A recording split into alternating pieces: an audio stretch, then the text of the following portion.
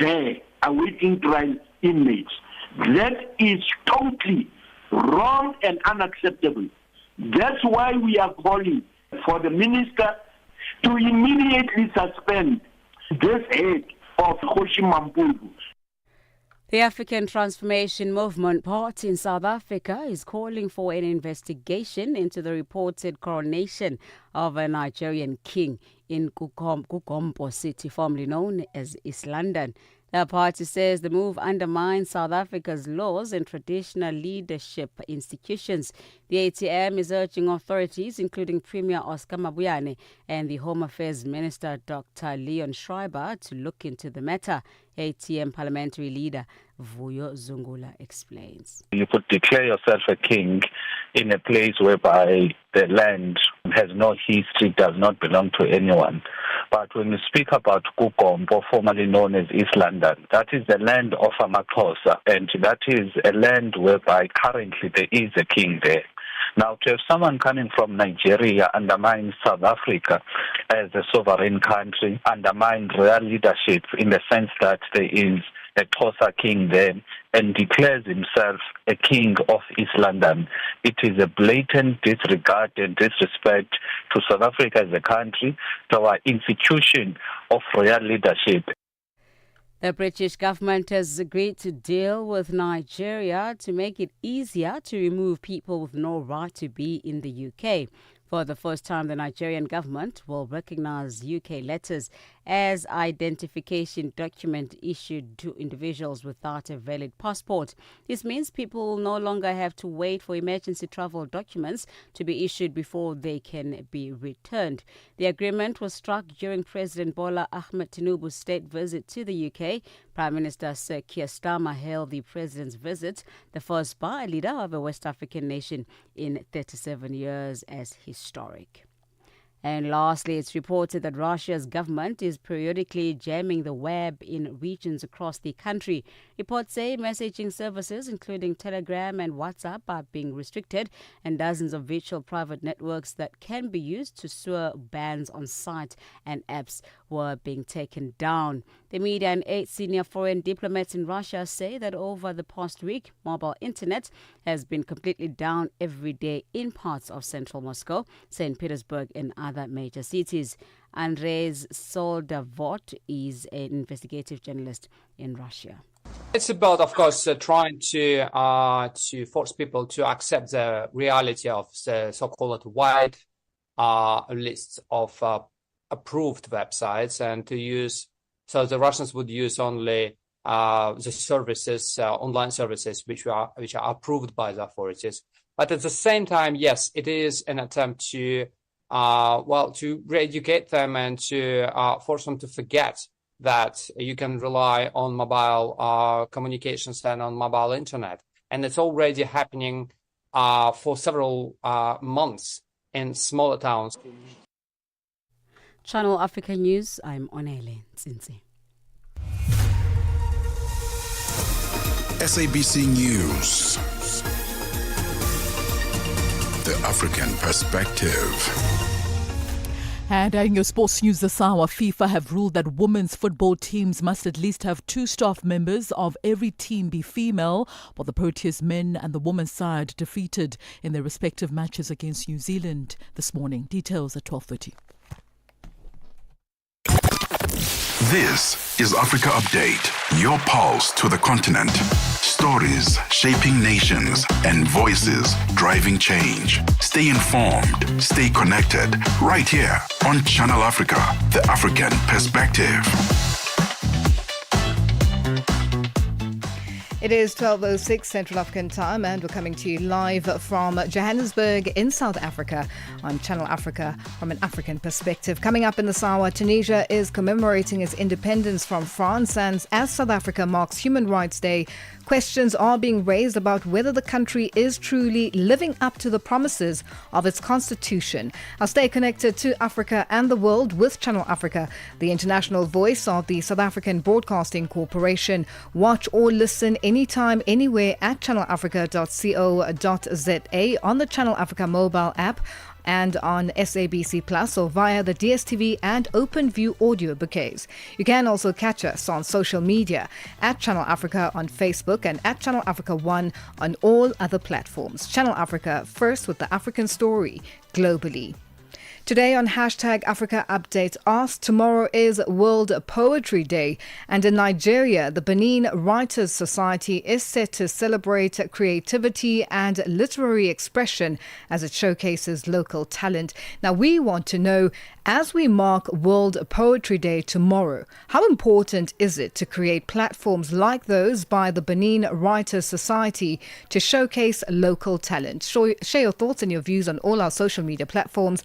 That's on X, Instagram at Channel Africa One, on Facebook at Channel Africa. You can also send us your comments and voice notes on +27 83 288 6684. Hashtag Africa Update Us. Africa Update with Lulu Gaboo, 12 to 1 p.m. Central African Time. Our banks are vital in climate change, acting as both major financiers or high-carbon projects and key supporters of a green energy transition. Their role in financing Africa's recovery from the impact of climate change will be discussed at the Africa Matters Summit taking place next week, Wednesday, at Wits Business School in Johannesburg, South Africa. Dr. Manessa Alogbausa, head of Business Ecosystems and Sustainability, Standard Bank Group, one of the panelists at the summit. As the biggest bank in Africa, we have taken a very important leading role in financing climate-related activities across Africa. I will give you some headline numbers. You probably have seen that in the news that we have a target of mobilizing 450 billion rands by 2028. As at the end of 2024, we achieved 177 billion of that, and by the time we close off our mobilization for 2025, we would have achieved over 200 billion of that. But importantly, a sizable portion of this mobilization is related to business and commercial banking, which is the business unit where I am. So when we talk about supporting Africa and its sustainability objectives, it's important to ensure that it gets to small and medium enterprises and not only big projects that has to do with corporate entities.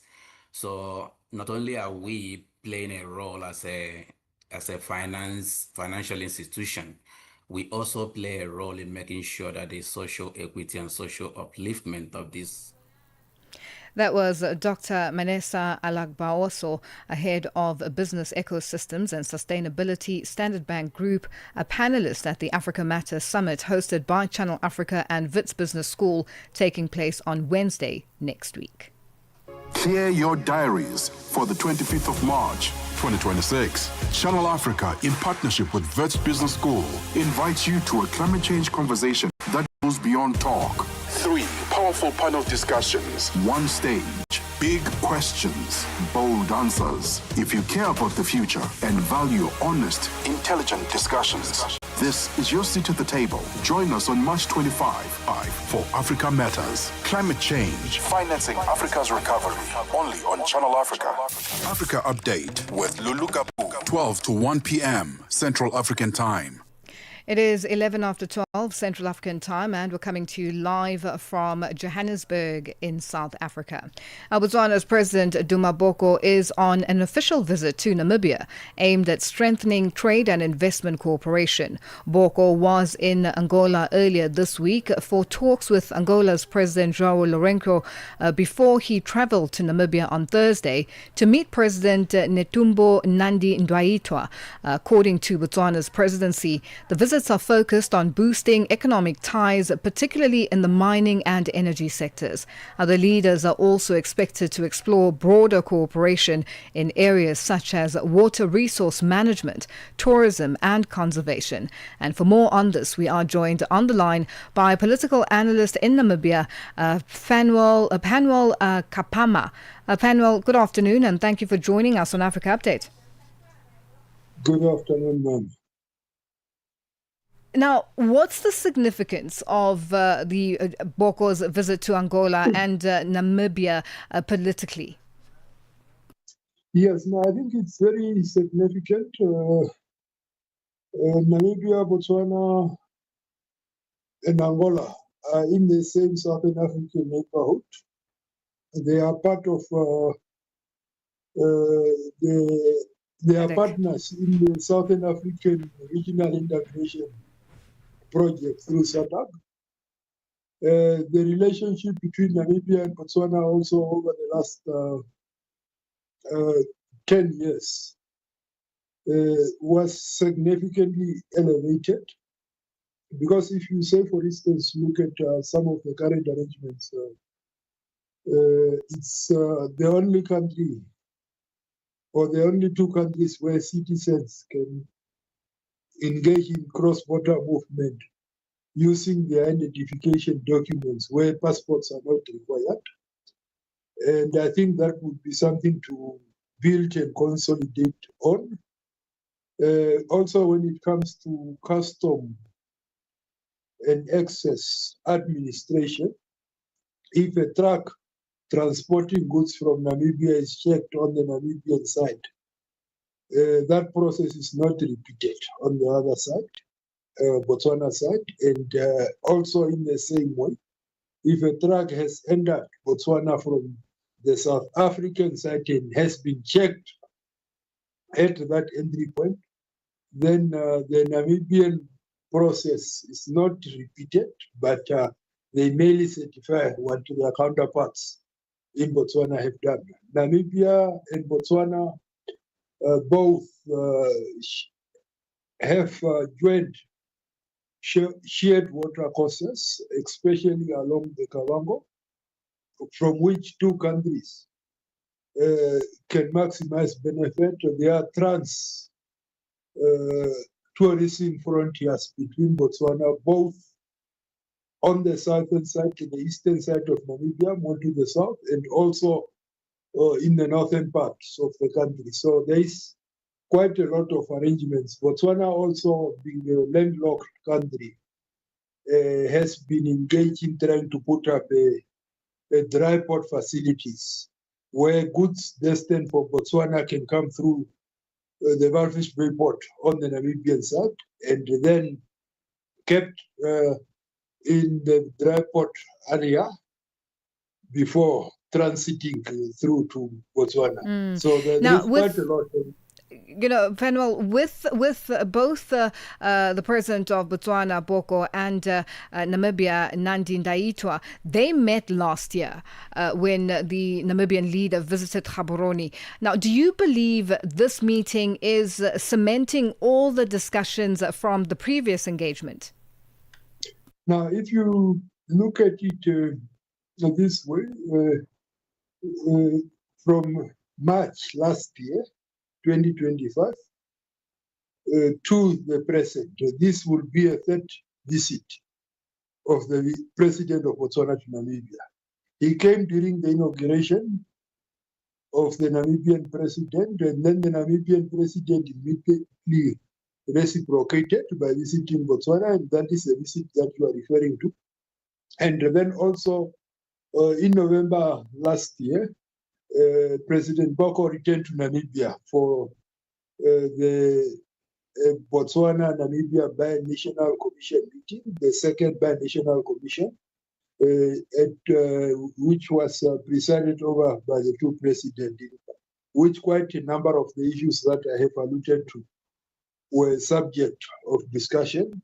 And most importantly, also during that visit, the Botswana president witnessed the remaining of a street in Windhoek to the founding president of Botswana. Now, their relationship in terms of both leaders, just in wrapping up in 15 seconds, Fanuel, their strategies on growing their economies, what do you make of this? Now, I think you see both of them are smaller economies. And if they can look at joint growth strategies where they can harness their resources, they can harness their markets together, and then also developed common strategies, I think they would it would put them in better state, especially in order to be able to attract massive investment opportunities. Because then we are talking about the joint populations rather than the immediate population only. Fanuel, thank you so much for joining us on Africa Update. We'll leave it there for today. Thank you very much, ma'am. That's Fanuel Kampama, a Namibian political analyst, joining us on the line. Africa Update with Lulu Gaboo, 12 to 1 p.m. Central African Time. Tunisia is commemorating its independence from France. On the 20th of March in 1956, the North African state achieved independence from France, proposed by Habib Bourguiba. Now, the first independence movement was formed by the Young Tunisian Party in 1907. By 1920, the Distor, a Tunisian political party, had formed a powerful base that was supported by the Bey. Tutongobeni has more. The first independence movement was formed by the Young Tunisian Party in 1907. By 1920, the Destroy, a Tunisian political party, had formed a powerful base that was supported by the Bey. Their following lasted until 1934, when Neo Destroy was formed and brought about by a new generation of young nationalists striving for independence. With a new energized independence movement, the stage was set for new leader Habib Bourguiba. With the threat of independence, the French immediately banned Neo Destroy and sent Bourguiba to a variety of French prisons in France, where he spent the next 20 years of his life.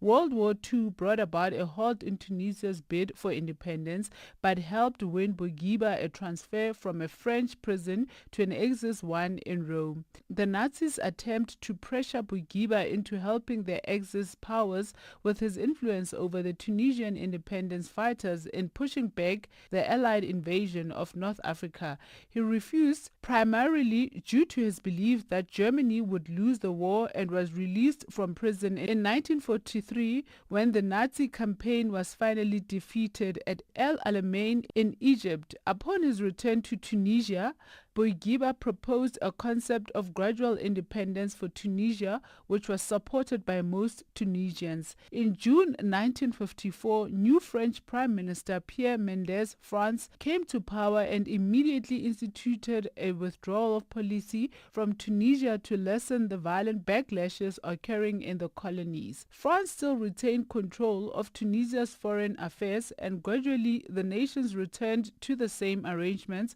of 1880. By November 1955, France granted Morocco independence, which helped pave the way for Tunisia's independence. On March 20th in 1956, Tunisia achieved independence from France, proposed by Habib Bourguiba. France, Tunisia, and Western powers remained in good relations and maintain significant economic and cultural links to this day. For Channel Africa News, I am Tutongobeni in Johannesburg. Africa is moving faster, smarter, further. The conversations are changing. The questions are deeper. The voices are stronger. So, we ask ourselves, what should Africa sound like now? Not louder, sharper. Not more noise, more meaning. Something powerful is coming. A new standard for the conversation. A new rhythm for the continent. I love it. I love it for us. Oh my goodness. Please join us as we celebrate. The African perspective is evolving. Catch it all next month, Monday to Friday, from before sunrise until long after sunset, only on Channel Africa. Africa Update with Lulu Gaboo, 12 to 1 p.m. Central African Time. It is 21 after 12 Central African time, and we're coming to you live from Johannesburg in South Africa. Our South African opposition party, the African Transformation Movement, has raised strong concerns over the reported coronation of a Nigerian king in East London in the Eastern Cape. Now, the party says the move undermines South Africa's legal framework and the institution of traditional leadership, arguing that such titles cannot be established outside the country's recognized cultural and legal systems.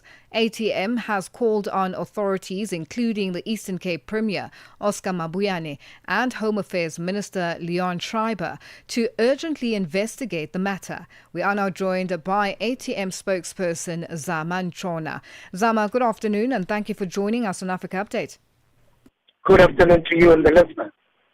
Now, Zama, what specifically concerns the ATM about the reported coronation in East London, and why do you view this as a threat to South Africa's sovereignty and legal framework? Thank you so much. Well, for us, the African Transformation Movement, we have studied some instances that have happened in the country before, instances like how our borders have been compromised, how our resources have been taken, how at times there was displacement of South Africans in certain sectors of the economy, and this has been a matter of concern. Now, when it seems as if there is now a move towards traditional leadership that is recognized by the Constitution of this country, we are a bit worried, and this is why we felt it was necessary for us to look into this matter.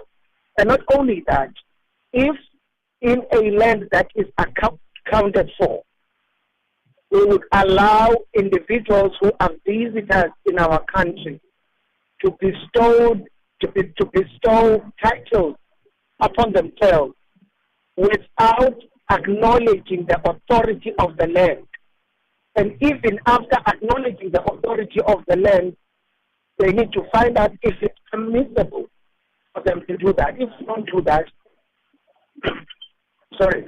then we are going to have a problem in the country. How should traditional leadership structures be recognized and regulated in South Africa? And just has there been any response to your call? You would remember that we have, as part of the South African Constitution, was the customary law, and also the recognition of kings and chiefs, queens as well. You would also acknowledge the fact that even within the budgeting system of the country, there is recognition, and there were even commissions on determining the rightful heirs to the throne and all those kind of things. Now, if any individual wants to be part or has a claim that they should be recognized as a king, that should go through the institutions that are recognized. We do have the House of Traditional Leaders in various provinces. We have Contra Lesa and we have COPTA. Anywhere between those structures, the individual must actually raise rightfully the claim so that we are able to actually entertain what the individual is bringing forth. And then there are reports already that the Department of Culture is approaching the Nigerian embassy, which we are welcoming. There has been a word from Contra Lesa on this matter. We are yet to hear from Dr. Schreiber, the CRL, and the Premier, Oscar Mabuyane, on what they will do about this thing. But I would like to raise this matter that it is imperative for us to monitor activities and anomalies in society. Because when we do that, we are protecting the democracy of South Africa. We are protecting the Republic of South Africa. And every individual protected under the Constitution must enjoy the full right. This is why we actually raised this matter. Now, some may argue this is simply cultural expression. Now, where do you draw the line between cultural rights and legality? The narrative from the horse's mouth was that East London lacked leadership. They need a strong leadership. And that was not contextualized within the community of Nigeria. That's where the problem is. There are people who have declared themselves pastors, and we have no problem with that. There are people who have declared themselves leaders of a particular society, bikers, or whatever. We have no issue with that. But when it starts infringing on the rights of others, and in this case, East London is part of a terrain, or it is accounted for because there's a chief and there's a king that governs in that terrain. So when you want to declare yourself a king over a terrain that is spoken for, then we have a problem. And now, just how can South Africa balance being a diverse society while protecting its institutions?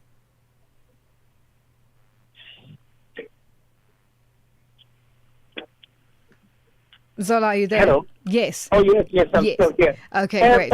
Well, for us at the African Transformation Movement, I must clearly state this. South Africa is open for all those who would like to come to this country legally.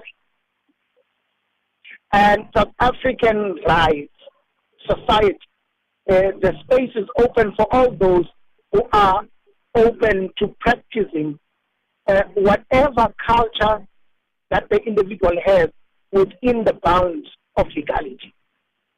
But when individuals now move beyond that clearly demarcated line, we must stand and raise those critical questions so that we don't find ourselves, as is the case with our border, as is the case with the microeconomy of the country, as is the case with other sectors of society, where we found South Africans bowing down to visitors.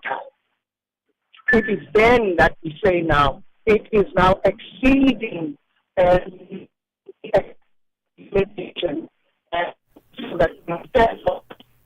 Well, Zama, we seem to be now experiencing some challenges with regards to the network. We are going to leave it there for today. Thank you for joining us on Africa Update. That was ATM spokesperson Zama Nchona ending that discussion. And thus on hashtag Africa Update asks, tomorrow is World Poetry Day, and in Nigeria, the Benin Writers Society is set to celebrate creativity and literary expression as it showcases local talent. Now, we want to know, as we mark World Poetry Day tomorrow, how important is it to create platforms like those by the Benin Writers Society to showcase local talent? Share your thoughts and your views on all our social media platforms. That's on X, Instagram at Channel Africa 1, on Facebook at Channel Africa. You can also send us your comments and voice notes on +27 83 288 6684. Hashtag Africa Update asks. It is 12:30 and our news headlines up next. SABC News.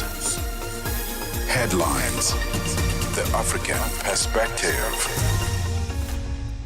Thank you, Lulu. Chad intends to deploy 800 police officers to Haiti this year to participate in an international force to assist Haiti's police fight the powerful armed gangs in that country. The Chadian forces are expected to arrive by June after receiving training from European and American partners. Strong concerns have been raised over the reported coronation of a Nigerian king in East London in the Eastern Cape province in South Africa. And it's reported that Russia's government is periodically jamming the web in regions across the country. Reports say messaging services, including Telegram and WhatsApp, are being restricted. Channel Africa News, I'm Onele Nsinsi. SABC News. Headlines. The African Perspective. Sports on Channel Africa. The African Perspective. And a very good afternoon from the sports desk. I am Mosibu Dimakura with your latest sports news at the Sawa. So every team in FIFA women's football tournaments must include at least one female head coach or assistant coach following the introduction of new regulations. Now the requirements will come into effect during the under-17s as well as the under-20 Women's World Cup as well as the Women's Champions Cup competitions this year. The decision was made at a FIFA Council on Thursday and discussed the long-term strategy of female representation in coaching. Under the new ruling, at least 2 staff members on the bench of every team that matches must be female, with 1 in an assistant role or head coach role. The rule also applies to all youth as well as senior tournaments, including clubs as well as national teams. FIFA hopes these new regulations will see a rapid increase in female representation, including at the 2027 Women's World Cup in Brazil next year. Well, with just 83 days left before the start of this year's FIFA World Cup in the Americas, Bafana head coach Hugo Bruce has put some of his cards on the table, but he's made it clear no one is guaranteed a place in the final World Cup squad. So Bafana will be in action after being inactive for about 3 months. Bruce has made several surprise inclusions in his 23-man squad for 2 international friendly matches against Panama this month. 7 players who were overlooked for AFCON squad earlier on this year have made a return to the team. This includes Tembazwane as well as Tapelo Maseko. The 73-year-old Belgian expects that his team will bounce back after a disappointing AFCON campaign in Morocco. One word, disappointing. I was very disappointed after the tournament. We didn't achieve what we wanted, first of all. Secondly, level of the games we played was not what we were used to. And there are several reasons, but I think the most important reason was that during all the camp and AFCON, I didn't feel what I call the Bafana DNA. So quality, mentality, discipline, it was not there. Why? Okay, I know why, but I don't want to go in details. Also omitted is Orlando Pirates number 1 goalkeeper Sipho Chain. His place went to 28-year-old Sigukuna United shot-stopper Ronaldo Lena. Bruce explained his decision to go with Lena alongside his captain Ronan Williams as well as Ricardo Goss. I think Lena is always on the list of the preliminary list, and I think it was a good occasion now to get him with us. He was already with us a few months ago. But I want to see him again, and we will see what that gives. And I don't say that Sipho is not performing, but everybody has to be worried that it's not a charity. It's something that is very serious. On to this story now. World Athletics President Sebastian Coe has confirmed that the eastern Indian state of Odisha will host the 2028 World Indoor Championships, marking the first time India stages a major global athletics event. The announcement was made ahead of this weekend's World Indoors in Turan, Poland, with Astana, Kazakhstan awarded the 2030 edition. Now, the Kalenga Stadium complex will serve as the venue in Odisha. Coe hailed the decision as a powerful sign of India's bold sporting ambitions, which also include hosting the 2030 Commonwealth Games in Ahmedabad, as well as a long-term aspiration to bid for the Olympic Games. He also said the future of the World Indoor Championships is bright as well as assured. Finally, Britain's Fran Jones said it means everything that she was able to defeat her childhood hero, Venus Williams, in the first round of the Miami Open.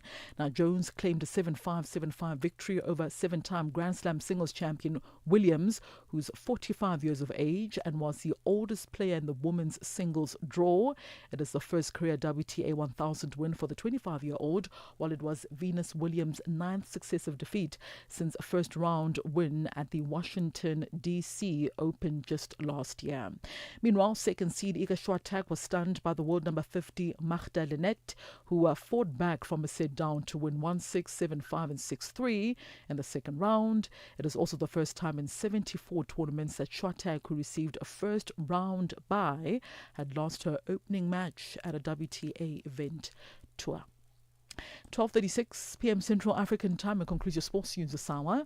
For any sports stories you'd like to share with us, remember to send us an email to newsroom@channelafrica.co.za or call us on +27 11714 4459. For Channel Africa Sport, I am Mosibudi Makura. Sports on Channel Africa. The African perspective.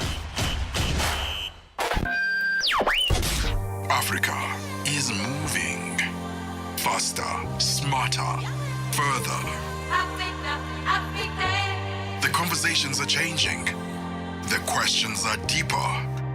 The voices are stronger. So, we ask ourselves, what should Africa sound like now? Not louder, sharper. Not more noise, more meaning. Something powerful is coming. A new standard for the conversation. A new rhythm for the continent. I love it. I love it for us. Oh my goodness. Please join us as we celebrate. The African perspective is evolving.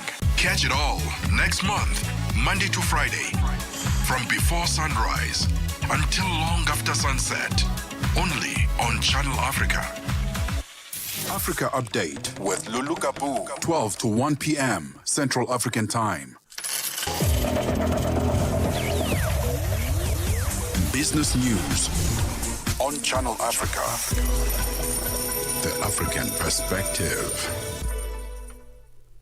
Good afternoon. Our top story this hour. The International Trade Administration Commission of South Africa says South Africa has imposed steep import duties on structural steel imports from China and Thailand after finding evidence of dumping. Structural steel imports from China face stiff rates of 74.98%, while a 20.32% duty will be applied to similar products from Thailand. The country imposed provisional anti-dumping duties of 52.81% and 9.12% on structural steel imports from China and Thailand, respectively, in 2024. However, the country's trade watchdog says its investigation into imports from China and Thailand found evidence of dumping, meaning a product is exported into a country at less than normal market prices or that production costs to the disadvantage of domestic producers. South African President Cyril Ramaphosa says a rogue criminal justice system can be detrimental to the country's economic growth and job creation. He says the value of commissions such as the State Capture Commission and the Madlanga Commission, probing allegations of corruption and mismanagement in the police, will soon be realized by many South Africans. Ramaphosa was speaking at the On the Record Job Summit in Cape Town yesterday. The two-day summit convened under the theme 5 million jobs in 10 years, brings together South African business people and civil society representatives to discuss solutions to create more jobs. Ramaphosa says a high crime rate can discourage businesses from investing. What Madlanga Commission is doing is giving us a great opportunity to overhaul our police system, our criminal justice system, to clean it out, to get all the thugs and the rogues out of the system, because in the end, passive crime, which has been happening, breeds fear and mistrust. It has both a devastating human cost and a direct economic impact as well. Banks are vital in climate change, acting as both major financiers of high-carbon projects and key supporters of the green energy transition. Their role in financing Africa's recovery from the impact of climate change will be discussed at the African Matters Summit taking place next week, Wednesday, at the Wits Business School in Johannesburg, South Africa. The head of Business Ecosystems and Sustainability at Standard Bank, Dr. Manesa Alagabaso, head of Business Ecosystems, says the bank has taken a leading role in financing climate-related activity in Africa. Standard Bank Group, one of the panelists at the summit, shares more. We have a target of mobilizing 450 billion rands by 2028. As at the end of 2024, we achieved 177 billion of that. And by the time we close off our mobilization for 2025, we would have achieved over 200 billion of that. But importantly, A sizable portion of this mobilization is related to business and commercial banking. It's important to ensure that it gets to small and medium enterprises. Oil prices have fallen today as leading European nations and Japan offered to join efforts to secure safe passage for ships through the Strait of Hormuz, and the U.S. outlined moves to boost oil supplies. Looking to curb soaring oil prices, U.S. Treasury Secretary General Scott Bessent says the U.S. may soon remove sanctions from Iranian oil stranded on tankers, and says a further release of crude from the U.S. Strategic Petroleum Reserve was possible. In a joint statement on Thursday, after earlier hesitating, Britain, France, Germany, Italy, and the Netherlands and Japan expressed their readiness to contribute to appropriate efforts to ensure safe passage through the strait, where 20% of the world's oil passes. And now taking a look at the indicators this afternoon. $1 in Nigeria is trading at 1,355 naira. In Botswana, it's 13 pula 42. Kenya, the dollar is trading at 128 shilling 52. And in Zambia, it's 19 kwacha 48. The BRICS countries, $1 in Brazil is trading at 5 real 20. Russia, 83 rubles 18. India, it's 92 rupees 71. China, 6 yuan 88. And South Africa, $1 is trading at 16 rand 76 cents this afternoon. $1 is trading at 75 pence to the British pound and 86 to the euro. Gold is trading at $4,661 per ounce this afternoon. Platinum is at $1,955 per ounce, while the price of Brent crude oil this afternoon is at $109.85 a barrel. And that's your business news. I'll be back with another update in the next hour. For any business news stories you'd like to share with us, please do send us an email to newsroom@channelafrica.co.za. Give us a call on +27 11 714 4459. For the Channel Africa Business Desk, I am Bontle Headbush.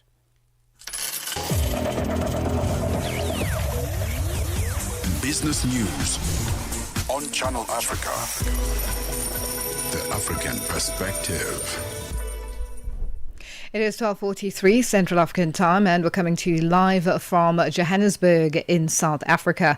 On hashtag Africa Update Ask, tomorrow is World Poetry Day, and in Nigeria, the Benin Writers Society is set to celebrate creativity and literary expression as it showcases local talent. Now, as we mark World Poetry Day tomorrow, how important is it to create platforms like those by the Benin Writers Society to showcase local talent? Share your thoughts and your views on all our social media platforms. That's on X, Instagram at Channel Africa 1, on Facebook at Channel Africa. You can also send us your comments and voice notes on +27 83 288 6684. Hashtag Africa Update Us. Now stay connected to Africa and the world with Channel Africa, the international voice of the South African Broadcasting Corporation. Watch or listen anytime, anywhere at channelafrica.co.za, on the Channel Africa mobile app and on SABC Plus, or via the DSTV and OpenView audio bouquets. You can also catch us on social media at Channel Africa on Facebook and at Channel Africa 1 on all other platforms. Channel Africa, first with the African story globally. Your window to the continent and beyond. Africa Update, only on Channel Africa. Channel Africa. The African perspective. Clear your diaries for the 25th of March, 2026. Channel Africa, in partnership with Wits Business School, invites you to a climate change conversation that goes beyond talk. 3 powerful panel discussions. 1 stage. Big questions, bold answers. If you care about the future and value honest, intelligent discussions, this is your seat at the table. Join us on March 25 for Africa Matters. Climate change, financing Africa's recovery. Only on Channel Africa. Your window to the continent and beyond. Africa Update, only on Channel Africa. Channel Africa. The African perspective. It is 12:45 Central African Time, and we're coming to you live from Johannesburg in South Africa. The Benin Writers Society is set to celebrate creativity and literary expression as it showcases local talent on World Poetry Day 2026. The event will highlight the work of poets and writers, offering a platform to promote literature, preserve culture, and amplify diverse voices through poetry. We are trying to get a hold of our guest, that's Douglas Obankwa, just to unpack for us what this is all about, especially the Benin Writers Society, and just for him to tell us more and how they are going to be celebrating and recognizing this day. We will try and get a hold of him, and once we do, we will. Douglas, are you with us? Good afternoon. Good afternoon. It's a All pleasure right. to be here with you. Thank you so much. I was just saying that we're hoping that you will be able to join us, and I'm glad to hear that we are able to connect. Now, welcome to Channel Africa. And what can audiences expect from your World Poetry Day event this year? Oh, that's a very fantastic question. The World Poetry Day was actually initiated by the United Nations Economic, Scientific, and Cultural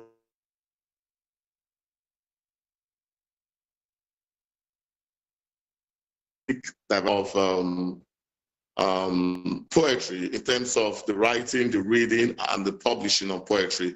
So today, tomorrow, being the 21st of March 2020,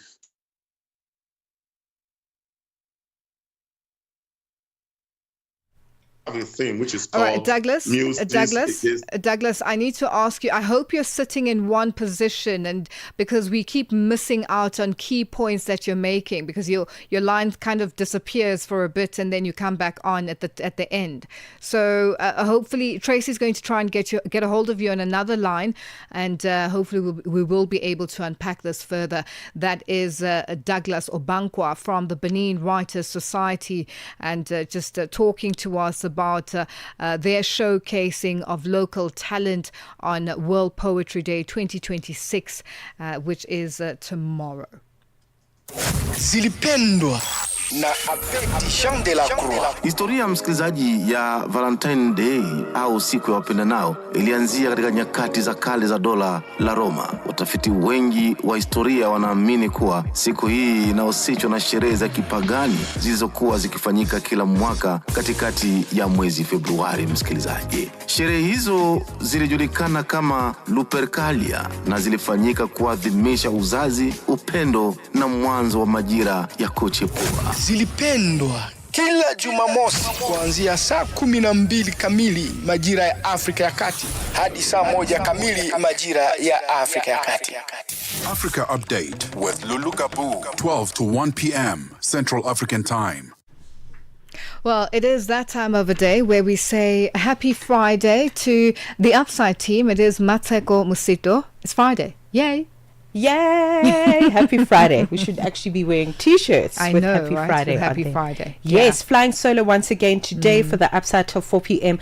One of the stories we're going to cover is what we are seeing with airfare increases that are sweeping across South Africa, and airlines are seemingly responding to the soaring fuel prices and the global oil instability, as it were. So we're going to look at that. I'm seeing a lot of people actually on social media starting to post their non-return flights and how ridiculously expensive it is. So we're going to get an expert on the line. There is obviously a lot of travel. When we note South Africa, just as an example, the fact that OR Tambo has become the hub, the gateway into the African continent and other parts of the world, including Europe and the Middle East. This is a very important conversation. Trade is a big thing, and that requires travel. So we need to understand what is happening with the airfares. It's going to be a very interesting one, because now just the effect and the impact of this Middle East crisis. So a lot to look forward to on the upside, I guess. That's one of the conversations. Our pockets, very important. Yeah, we are going to be affected, and some places it has already started. Yeah. All right. That's the upside coming up at the top of the hour with Mateko Musito. She is flying solo today, so it is going to be a very interesting one. Do join her from the top of the hour. We continue on Africa Update, and I'm glad to say Douglas Obankwa is back on the line. Good afternoon, Africa. Good to be here, Lulu. Great stuff. I'm very well, Douglas. I hope this time around it's going to hold and we won't have any, any silence. So you were telling us about what audiences can expect from the World Poetry Day event this year. Absolutely. So we at the Benin Writers Society, Benin City, Nigeria, we're organizing an event which is termed the 2026 celebration of the World Poetry Day with the theme, Poetry, Our Memories, Our Resistance, Muses Against Irregular Migration. So we're actually trying to bring poetry to life.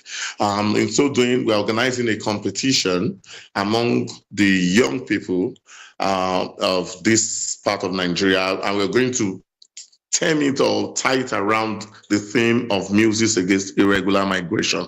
And the reason being that irregular migration has been an issue that has bedeviled the African society. People passing through the land, going through Libya, Morocco, and other desert countries in Africa, Maghreb countries, and passing through the very treacherous Mediterranean Sea to go to either Spain, and Morocco, Spain, Italy, and other, coastal countries in Europe. So we're trying to use writing, use poetry as a tool to fight irregular migration. That is actually what we're going to do. And also, we're going to have a networking networking session of young people who are writers, who are poets, networking among themselves to get to know themselves better and use poetry as an instrument of, some kind of social engineering.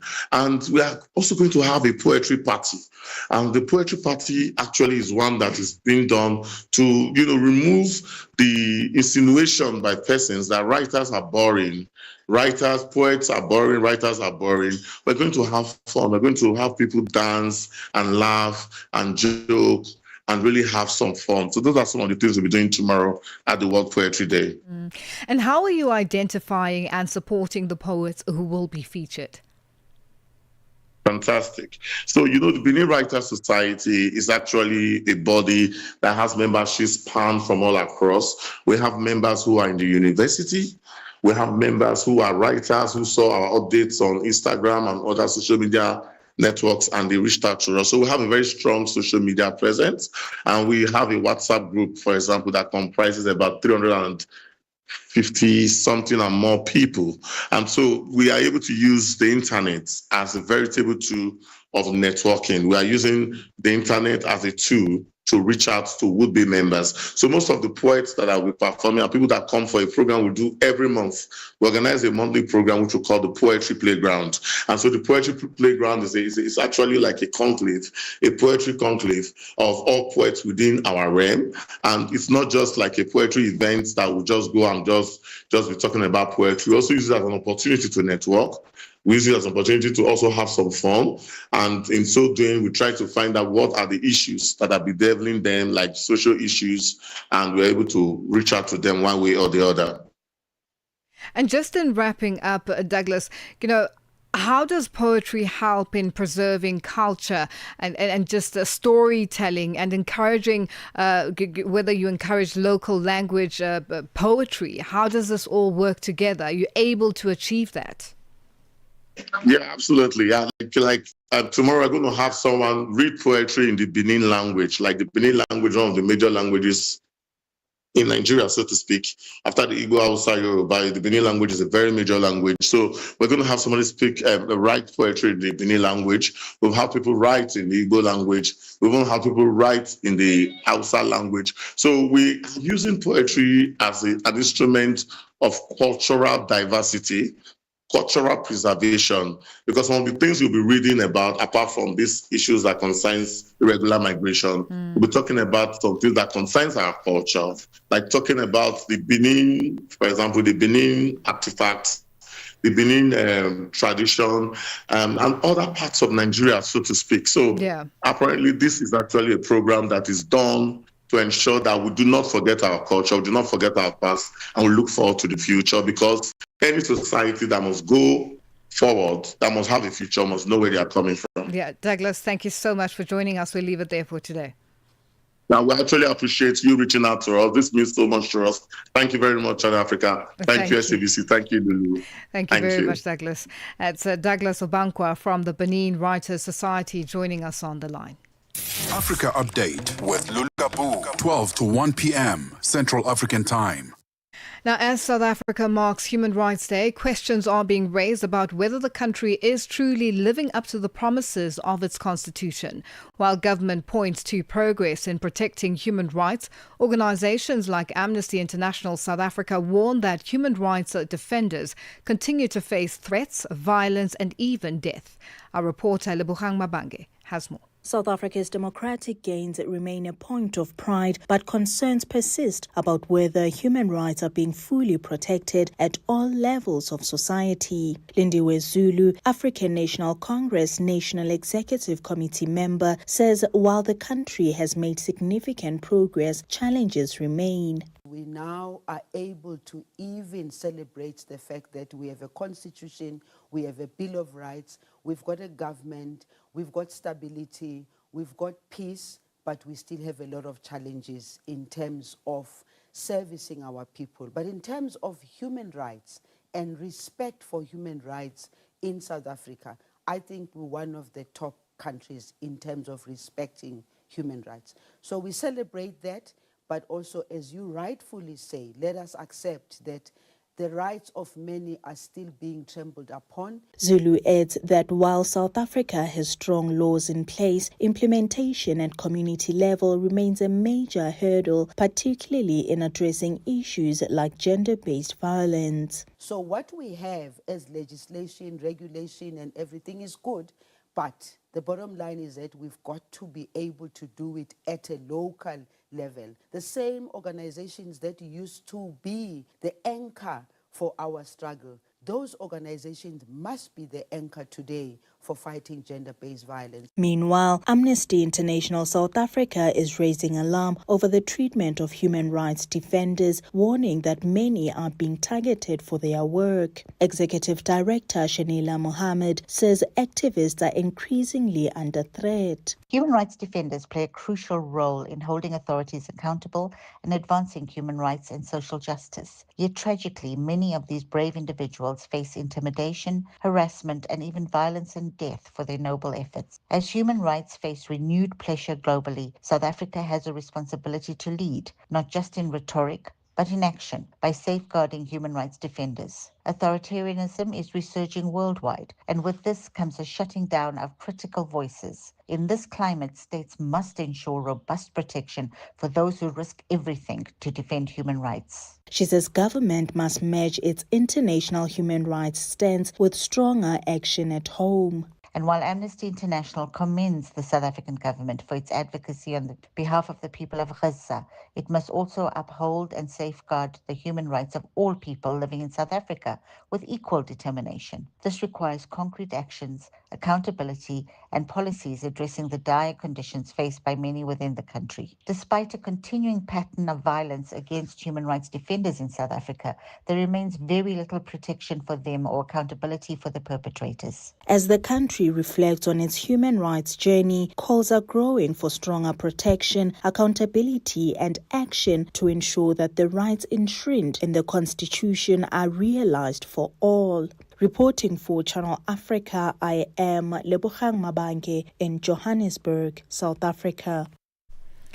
And that's how we wrap Africa Update today and for the week. It's been a good one, very busy, and continue with us on all our social media platforms to be a part of our programming. Thank you for joining us and have a great weekend. Let's do this again on Monday.